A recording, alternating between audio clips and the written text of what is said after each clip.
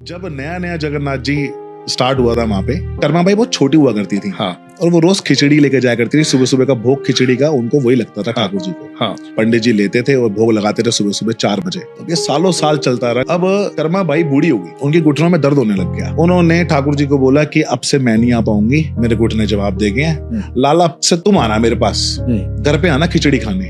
अब ये बोल के वो अपने घर चली गई और अगले दिन सुबह सुबह उठी और अपना खिचड़ी बनाना शुरू किया। ठाकुर आने वाला है। हाँ अब जब वो खिचड़ी बना रही होती है, बाहर नॉक होता है, आवाज आती है, अम्मा खिचड़ी। देखती है एक छोटा सा बालक आता है अंदर, अम्मा खिचड़ी देती हैं, पानी देती हैं, ठाकुर जी खा के अपना मस्त चले जाते हैं पानी वानी पी के।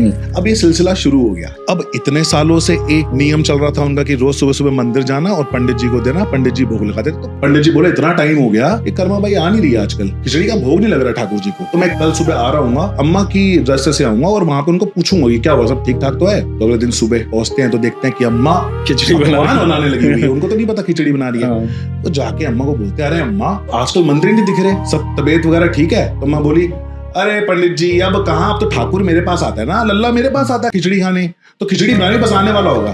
पंडित जी सोचते हैं, अरे यार अम्मा बुढ़ी आ गई, कुछ भी बोल रही है कि ठाकुर जी आ रहे हैं। अम्मा एक बात बताओ, आप तो नहाए धोए भी नहीं हो और खिचड़ी बना रहे हो, अरे पहले नहा धो लो।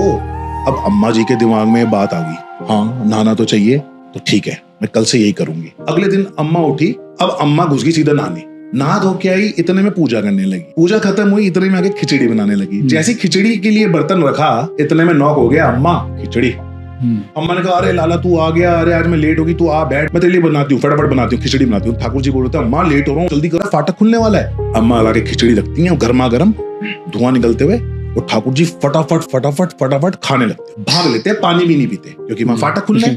अब वहां वही पंडित जी ने फाटक खोला, जैसे ही फाटक खोला तो देखा जगन्नाथ जी के यहाँ पे खिचड़ी लगी हुई है। पंडित जी वहां गए, उन्होंने ऐसे करके अपने हाथ से पोंछा और उनका हाथ जल गया। उनका हाथ जल, उन्होंने कहा ये क्या हो गया, इतनी गरम गरम खिचड़ी सुबह सुबह कहां से आई? उसके बाद पंडित जी को लगी बहुत तेज नींद। अब पंडित जी सोए, ठाकुर जी सपने में आए, बोलते कि तू मेरी अम्मा को ऐसा बोल के आया कि तू नहा ले, पहले तू पूजा कर ले, फिर भोग लगा ले और उसके बाद तू मुझे खिला। भाई मुझे उनका भाव पसंद है, मुझे उनका प्यार पसंद है। तेरा हाथ जला ना थोड़ा सा पोंछने में, तो सोच मेरा मुंह कितना जला होगा। ठाकुर जी ने ये बात थोड़ी सी इमोशनली पंडित जी को बोली, पंडित जी आंखें खुली और जोर जोर के रोने लग गए, भागते हुए गए अम्मा के पास, अम्मा के चरणों में पड़ गए, बोलते अम्मा वाकई में आपके पास ठाकुर जी आते हैं और आपको नहाने धोने की जरूरत नहीं है, पाठ पूजा करने की जरूरत नहीं है, आप उनको खिलाओ। इसलिए जगन्नाथ जी में आज भी पहला भोग जो है वो खिचड़ी का ही लगता है। क्या बात है, बहुत सुंदर।